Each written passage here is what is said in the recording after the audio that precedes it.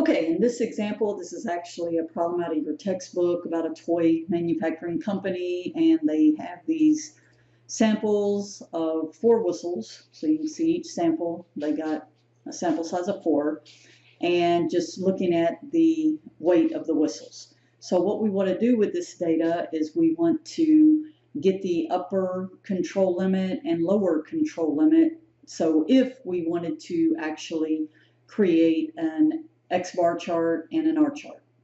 All right, so the first thing we want to do is we want to get the average of all the samples of each individual sample. So average, I'm going to select sample 1. So that's just finding the mean of that sample. Then I take this and drag it straight across.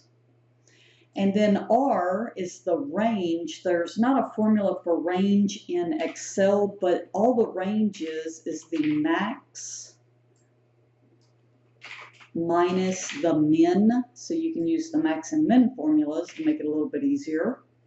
So the range, the largest value minus the smallest value.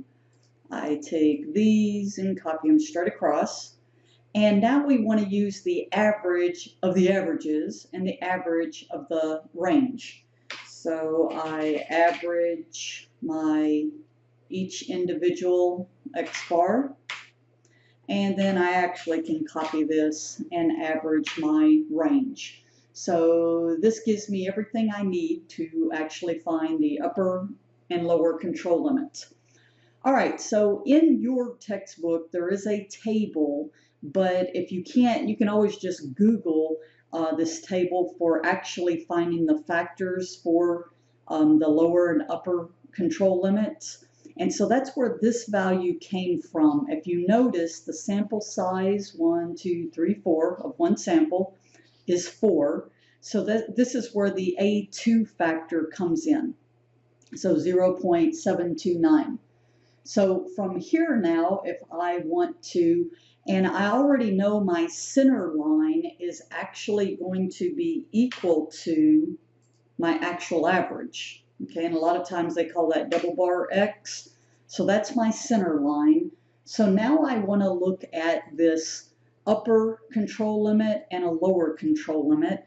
And I find that by taking my average plus this actual A2 value. Okay, so remember this came from the actual table. And what I'm going to multiply it by is by the average of the ranges. Okay, so this is the upper, so it'll be plus my average plus this factor times the average of the ranges. I'm going to do the same thing for the lower. As you can guess, I'm going to subtract.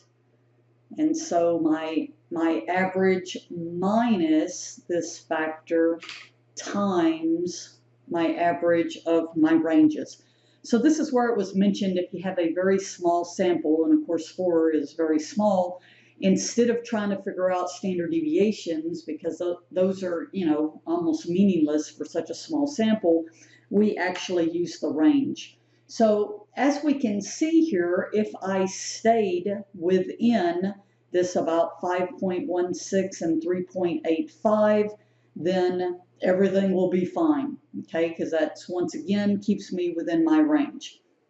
All right, so my R bar now is built around the range, so that would be my center line. Okay, so let's go ahead and just put this. This is the center line, because we're not going to graph these, but if you had to graph them. And this one is based on these factors you can see in the table. For the upper control limit, if I go to 4 and straight across, I can see that's where the 2.282 came from. And then the lower, going straight across at 4, is 0. So this one, all I do is I take this factor and multiply it by my average of my ranges. And also I take my factor, of course we know this is going to be 0, but just to be complete, times my average of my ranges. So for both of these, we've created this upper and lower control limit of our averages or our ranges to ensure that we stay within these values, tell management to stay within these values, and everybody's happy.